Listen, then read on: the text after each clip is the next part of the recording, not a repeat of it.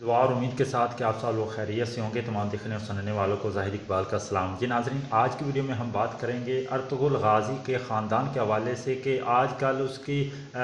किस तरह से मतलब कि उस ख़ानदान को बदनाम करने की कोशिश की जा रही है, क्योंकि ये जैसे ही 2023 का वक्त आने वाला है, 2023 का साल आने वाला है। एक माहिदा जो हुआ था तुर्की पे, जो 100 साल की पाबंदियाँ लगी थी, वो तो 2023 में ख़त्म होने वाली है। और अब जो जैसे ही वो ख़त्म होगी तो तुर्की एक मतलब कि मजबूत जो मुल्क है इस्लाम के हवाले से, वो उभरेगा और वो अपनी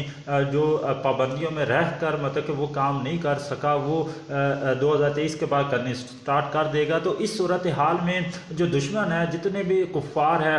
ख़ासकर अमेरिका और जो यूरोपीय ममालिक हैं, ठीक है, यहूद नसारा, उनको ये बात खटक रही है कि ये ऐसा ना होने पाए। मतलब कि वो चाहते हैं कि 2023 का साल तो आ जाएगा, लेकिन तुर्की पे जैसे ही वो पाबंदियाँ ख़त्म हो जाएगी तो तुर्की एक खुद मुख्तार रियासत बन जाएगा, एक मतलब कि इस्लामी मुल्क बन जाएगा। अभी वो सेकुलर मुल्क उसे कहा जाता रहा, लेकिन वो एक इस्लामी बड़ी रियासत के तौर पर पूरी दुनिया पर छा जाएगा। तो वो इसमें जितने भी कुफ़ार हैं उनको ये बात बहुत खटक रही है कि किसी तरह से इस मामले को रोका जाए, और ताकि तुर्की 2023 के आने से पहले ही उसे डीमोलराइज करके उसे मतलब कि उन पाबंदियों में फिर से जकड़ दिया जाए, ताकि वो दोबारा से ना उठ पाए। तो अब जो ये एक वाक़या पेश आया, इसकी तफसीलात मैं आपके सामने रखता हूँ। तफसीलात है मैं आपके सामने रखने वाला हूँ कि किस तरह से खिलाफत उस्मानिया को मतलब कि एक नई पाबंदियों में जकड़ने की कोशिश की जा रही है। ख़ासकर अर्तुगरुल गाज़ी के हवाले से हम बात करते तो उसके ख़ानदान पे एक वाक़े को बेबुनियाद, जो अब एक मतलब कि 106 साल पुराना, जो 1915 में ये वाक़या पेश आया था, और अब इसको दोबारा से बुनियाद बनाकर इस मामले को उठाने की कोशिश की जा रही है, ताकि मतलब कि फिर से ये पाबंदियाँ लग सके। तो ये वाक़या असल में हुआ कैसे है, मैं आपको थोड़ा तारीख़ में लेकर जाने वाला हूँ। मैं आपको थोड़ा सा बताता चलूँ ताकि आपको इसकी सही तरह से समझ आ पाए। तो उससे पहले आपने चैनल को भी लाजमी सब्सक्राइब कर लेना है और बेल आइकन को भी दबा लेना, ताकि आपका हमारा साथ बरकरार रह सके, आने वाली हर वीडियो सबसे पहले आप लोगों तक पहुँचे। तो मैं आपके साथ एक मतलब कि तारीख़ थोड़ी सी आपको बताना चाहता हूँ, वो सुल्तान अब्दुल हमीद के हवाले से, कि जब तुर्की बहुत ज़्यादा बदहाली का शिकार हो चुका था, कर्ज़ों में जकड़ चुका था, तुर्की के पास इतना मालो असबाब नहीं था कि वो अपनी रियासत को, अपनी सल्तनत को मज़ीद आगे बढ़ा सके। तो इस पे यहूदियों का एक जो वफ़द था वो सुल्तान अब्दुल हमीद से मुलाकात के लिए गया, और उन्होंने कुछ ऑफ़र्स की थी सुल्तान अब्दुल हमीद के हवाले से। उन्होंने कहा था कि आप यहूदियों ने ये ऑफ़र की थी कि आप ना हमें जो बैतुल मुक़द्दस है ये हमारे हवाले कर दो, और इसके बदले में तुम जितना मालो असबाब चाहोगे, जितना सोना, जितना पैसा, जितनी मतलब कि वो चीज़ दुनियावी हवाले से उन्होंने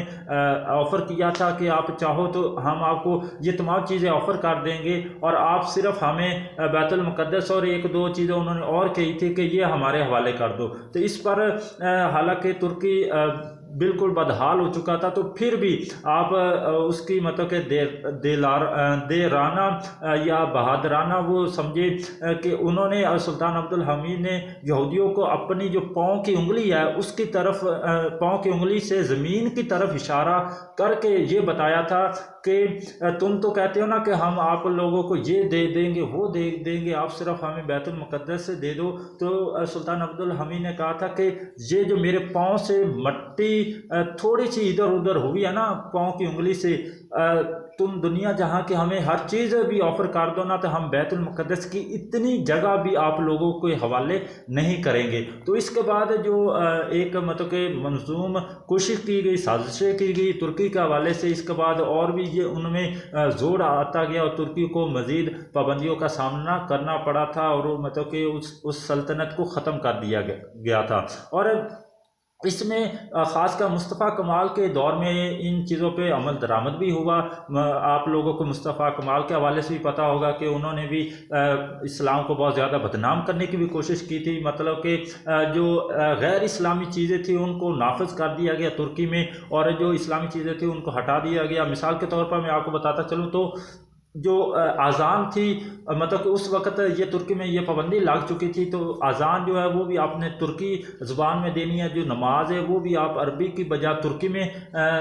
پڑھیں گے۔ تو اس طرح کی دیگر جو اسلامی مطلب کہ جو لباس تھا اس کو اتروا کر جو یورپین لباس تھا اس پہ لوگوں کو مجبور کیا گیا کہ آپ لوگ یہ پہنو۔ تو مطلب کہ اس طرح سے مصطفیٰ کمال کے دور میں یہ ہوئی۔ اور مصطفیٰ کمال کے حوالے سے آپ لوگوں کو شاید یہ بھی علم ہوگا کہ اس کی جو والدہ تھی یہ ایک یہودی تھی، مطلب کہ یہ یہودی نسل سے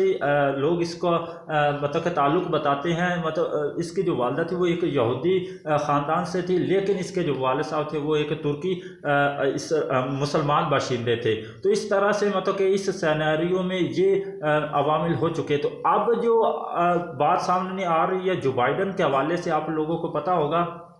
کہ جو بائیڈن کی اب سب سے بڑی جو چیلنج ہے اس کے سامنے وہ یہ ہے بطور صدر کہ ان کی صدارت کا جو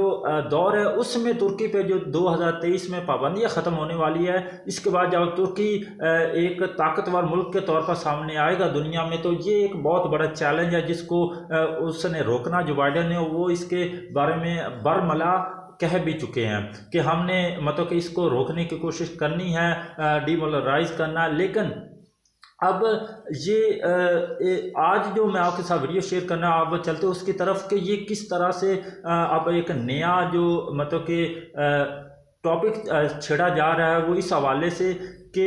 1915 کا ایک واقعہ ہے جس میں مطلب کہ اب اس کو دوبارہ اٹھانے کی کوشش کی جاتی رہی ہے، خاص کر آرمینیا کے حوالے سے کہ جو بائیڈن یہ کہہ چکے ہیں کہ آرمینیا کی نسل کشی کی گئی ہے۔ یہ ایک ایسا لفظ ہے جس کے بارے میں لوگ بہت کم مطلب کہ بات کرتے ہیں نسل کشی کے حوالے سے۔ تو امریکہ نے اب مطلب کہ برملا کہا ہے کہ وہ آرمینیا کو سپورٹ کرے گے۔ آرمینیا ترکی اور آذربائیجان کے ساتھ ہی ہے، ٹھیک ہے، وہ ایک کرسچن ملک ہے۔ ان کی لڑائی بھی ہوئی تھی آذربائیجان کے حوالے سے، آپ لوگوں کو یہ بھی پتہ ہوگا۔ تو اب امریکہ کیا کہنے جا رہا، اب اتوار والے دن آرمینیا کے ایک ڈے منایا جاتا ہے اس حوالے سے، وہ نسل کشی کے حوالے سے، تو جس میں امریکہ اس کو سپورٹ کرنے کی کوشش کرے گا۔ اور اس کو امریکہ کہتا ہے کہ ارطغرل غازی کے خاندان پر اس نے اب یہ الزام لگایا کہ انہوں نے قتل و غارت کی تھی، ٹھیک ہے، اسے ایک قاتلانہ خاندان بنانے کی کوشش کی جا رہی ہے۔ اسے یہ کہا جا رہا ہے کہ انہوں نے آرمینیا پہ ظلم ڈھائے ہیں، ٹھیک ہے، تو اس کا مطلب کہ وہ کہتے ہیں وہ بدلہ لیں گے یا اس طرح سے۔ تو اب مطلب کہ ترکی کو وہ پھر سے تاکہ یہ سر نہ اٹھا سکیں، تو اس طرح کے جو الزامات ہیں وہ دوبارہ